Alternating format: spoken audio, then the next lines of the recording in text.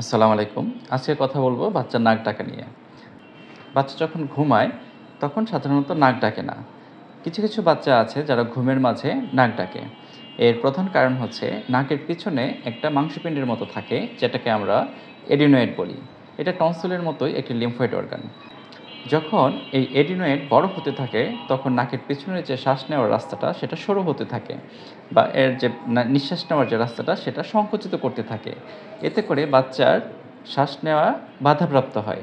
তখনই বাচ্চা নাক ডাকে এবং এই এডিনোয়েড যদি বড় হয়ে যায় তাহলে বাচ্চার নাক বন্ধ থাকতে পারে, নাক সবসময় ঠান্ডা লেগে থাকতে পারে, যখন কথা বলে নেজাল ভয়েস হতে পারে, স্বরটা একটু পরিবর্তন হয়ে যেতে পারে, কানে ঘন ব্যথা হতে পারে, কান দিয়ে পুজ পানি পড়তে পারে, হ্যাঁ? কানে কমও শুনতে পারে।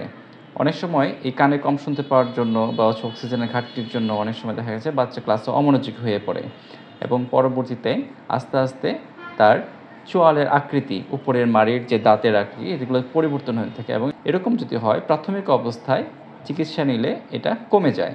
কিন্তু এর যদি এর পরিমাণ যদি এতই বড় হয়ে যায় যে আর নিঃশ্বাস নিতে পারছে না, সেক্ষেত্রে অপারেশন করে চিকিৎসা নিতে হয়। আজকে এতটুকুই। ধন্যবাদ সবাইকে। আসসালামু আলাইকুম।